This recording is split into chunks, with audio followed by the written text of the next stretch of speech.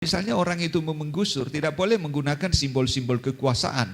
Misalnya pakai pentungan, ya Satpol PP, pakai senjata, pakai apa macam-macam. Bahkan dilarang pakai seragam begitu. Karena yang dihadapi ini bukan musuh, cuma orang miskin. Jadi tidak boleh pakai panser gitu ya, nggak boleh. Jadi dia dilihat sebagai manusia. Kalau tuh menggusur harus dilihat orang yang digusur ini sebagai manusia. Human dignity. Jadi apalagi kalau menggunakan gas air mata, water cannon, tidak boleh. Karena ini kita tidak perang, cuma menghadapi orang yang miskin, yang sulit hidupnya. Apalagi desanya Pulau Rempang kan, nelayan. Masa mau dibawakan laras panjang itu, ini orang miskin, mau diapakan? Ini kita tidak perang. Jadi kalau ada yang melanggar ketentuan-ketentuan internasional ini, sama dia juga mengkhianati Pancasila. Yang melakukan penggusuran yang tidak memenuhi standar tadi, itu adalah orang-orang yang tidak Pancasilais. Penggusuran yang tidak memperhatikan seperti itu hanya dilakukan di negara-negara yang berhaluan politik komunis.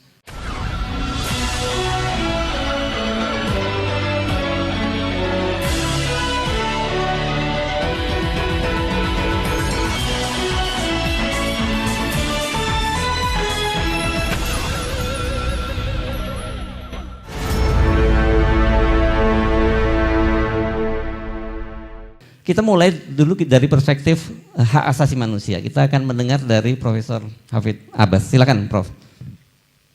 Baik, terima kasih Bang Hersu. Assalamualaikum warahmatullahi wabarakatuh. Singkat saya pertama-tama menyampaikan simpati dan rasa ibah yang dalam atas keadaan yang terjadi di Pulau Rempang kemarin tanggal 7 September. Dan kemudian disusul lagi kejadian yang lebih tragis lagi di Batam pada tanggal 11 September. Sebenarnya penggusuran paksa itu menurut standar HAM internasional dapat dibenarkan apabila memenuhi kriteria. Pertama, penggusuran itu dibenarkan oleh undang-undang. Jadi tidak boleh hanya keinginan bupati, keinginan menteri, atau keinginan pihak manapun. Jadi harus didasari oleh undang-undang yang mengikat. Itu pertama. Yang kedua, penggusuran itu harus dipastikan bahwa yang digusur itu taraf kehidupannya lebih baik, lebih sejahtera. Gitu ya. Lebih menguntungkan dari pihak yang digusur. Jadi tidak boleh dia semakin sengsara. Yang ketiga, sebelum dia digusur, ada kesepakatan dari pihak yang mau digusur dan pihak yang menggusur. Jadi otoritas pemerintah itu memastikan kompensasi yang adil dan dapat diterima oleh semua pihak, gitu ya. Itu sebelum dilakukan penggusuran. Jadi tidak boleh tiba-tiba langsung digusur. Itu aturan yang harus dipenuhi. Ya. Jadi ada juga kepastian seluruh proses yang dialami ini nanti ada rehabilitasi yang menguntungkan. Gitu. Mengapa ini dilihat sebagai persoalan khusus oleh Dewan HAM Perserikatan Bangsa-Bangsa? Karena ada sejumlah instrumen hukum internasional yang dijadikan acuan melihat kasus penggusuran paksa itu. Saya ingin merujuk pertama, ada namanya Basic Principles and Guidelines on Development-Based Eviction and Displacement. Itu diadopsi oleh Perserikatan Bangsa-Bangsa pada tahun 2009. Mengapa penggusuran paksa itu disebut pelanggaran HAM berat, gitu ya? Di sini didefinisikan bahwa penggusuran paksa constitute gross violation of a range of international recognized human rights, including the human right to educate, housing, food, water, health, education, work, security of the person, security of the home, freedom from cruel, inhuman, and degrading treatment, and freedom of movement.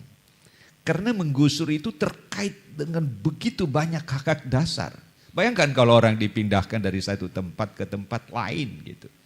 Pekerjaannya terganggu, anaknya sekolah terganggu, belum tentu bisa beradaptasi di tempat baru begitu ya. Jadi bisa segala macam dampaknya. Jadi disebutlah dia pelanggaran HAM berat karena terkait dengan seluruh persoalan hak-hak dasarnya ketika itu orang digusur. Yang kedua, di sini lagi disebut ya, ini di fact sheet nomor 25, ini diadopsi lagi oleh Perserikatan Bangsa-Bangsa tahun 2014. Disebut lagi di sini penggusuran paksa, violate gitu ya, directly and indirectly, langsung atau tidak langsung, the full spectrum of civil, cultural, economic, political, and social right inherent in international instrument. Jadi semua ketentuan-ketentuan hukum HAM internasional, hak sipil, hak politik, hak ekonomi, hak budaya, segala macam itu dilanggar. Jadi tidak boleh diabaikan ketentuan-ketentuan internasional ini. Dan kalau ini dilakukan, negara itu bisa menjadi common enemy oleh masyarakat internasional. Karena paradigma HAM internasional itu bergeser dari national security, keamanan satu negara, berpindah menjadi humankind security, keamanan manusianya. Dia harus hidup, menjalani kehidupannya umat manusia itu dengan aman. Jadi jangan sampai ada perlakuan-perlakuan yang tidak manusiawi.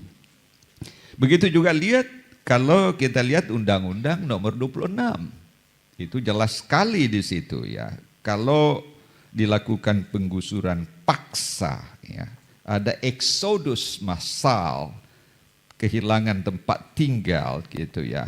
Ini dinilai sama dengan genosida. Jadi bisa orang itu seenaknya nanti tidak jelas kehidupannya setelah digusur. Dan juga disebut di sini ada crimes against humanity. Jadi ini kejahatan atas kemanusiaan ya. Ini luar biasa. Di undang-undang kita sendiri juga ini tidak 26 Undang-Undang Pengadilan HAM nomor 26 tahun 2000 itu. Nah, kalau mereka ini dipindahkan, dipaksa digusur gitu ya, lalu kelompok masyarakat Melayu di sana digusur, ini tidak boleh lalu kemudian digantikan oleh etnis lain, ya, misalnya etnis Melayu, suku laut gitu ya, setelah kosong lalu ada pendatang baru. Itu dijelas sekali di prinsip di HAM internasional seperti ini. Sama dengan kalau misalnya orang Betawi ya harus tinggalkan semua Jakarta lalu diganti misalnya etnis dari mana gitu, itu nggak bisa. Dari Cina, itu nggak boleh itu. Misalnya orang Bugis misalnya tidak boleh tinggal di kampungnya di Sulawesi Selatan gitu, nggak bisa lalu diganti lagi misalnya dari Cina, nggak boleh gitu kan ya. Itu begitu. Jadi kalau Pulau Rempang ini ya digusur begitu tidak boleh, harus tetap diperhatikan entitasnya di situ ya. Nah, ini lagi menarik ya, kalau kita perhatikan ini yang terakhir, sekiranya ini nanti mereka ini sudah digusur gitu ya, itu panjang lagi ketentuan-ketentuan yang diatur di mekanisme internasional ini ya, Pertama, kalau misalnya orang itu mau menggusur, tidak boleh menggunakan simbol-simbol kekuasaan. Misalnya pakai pentungan, ya Satpol PP, pakai senjata, pakai apa macam-macam. Bahkan dilarang pakai seragam begitu. Karena yang dihadapi ini bukan musuh, cuma orang miskin. Jadi tidak boleh pakai panser gitu ya, nggak boleh. Jadi dia dilihat sebagai manusia. Kalau tuh menggusur harus dilihat orang yang digusur ini sebagai manusia. Human dignity. Jadi apalagi kalau menggunakan gas air mata, water cannon, tidak boleh. Karena ini kita tidak perang, cuma menghadapi orang yang miskin, yang sulit hidupnya. Apalagi desanya Pulau Rempang kan nelayan. Masa mau dibawakan laras panjang itu, ini orang miskin, mau diapakan? Ini kita tidak perang gitu ya.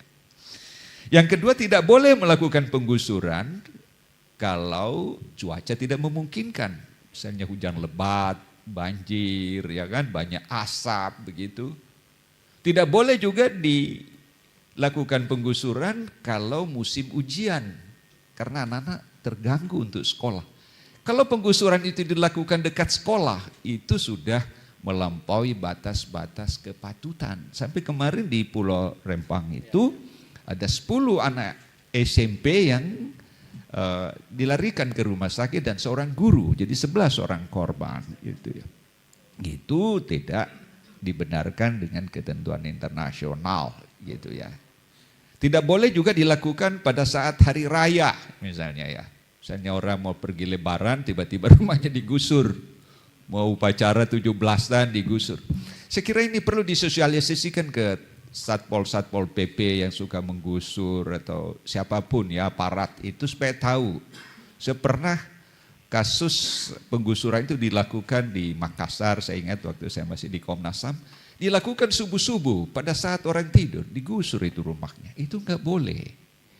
Jadi orang yang melakukan penggusuran itu siapapun, itu tetap harus menghargai bahwa yang digusur itu adalah manusia. Yang harus dijunjung tinggi harkat dan martabatnya gitu. Jangan diancam begitu ya. Itulah indahnya kita negara yang berpaham Pancasila. Just and civilized humanity. Kemanusiaan yang adil dan beradab. Itu jauh lebih indah dibanding nilai-nilai universal HAM. Jadi kalau ada yang melanggar ketentuan-ketentuan internasional ini, sama dia juga mengkhianati Pancasila. Yang melakukan penggusuran yang tidak memenuhi standar tadi, itu adalah orang-orang yang tidak Pancasilais. Penggusuran yang tidak memperhatikan seperti itu hanya dilakukan di negara-negara yang berhaluan politik komunis. Seperti yang dilakukan pada pembantaian mahasiswa di lapangan terbuka Tiananmen, Beijing gitu ya. Bagi negara yang menganut paham Pancasila itu tidak sepatutnya melakukan tindakan-tindakan yang tidak manusiawi. Itu 3 hal itu Bang Erso. Jadi saya kira perlu disosialisasikan ya ke Satpol PP itu. Terima kasih. Assalamualaikum warahmatullahi wabarakatuh. Waalaikumsalam. Ini bukan hanya Satpol PP nih yang terlibat nih, ada polisi, bahkan ada tentara juga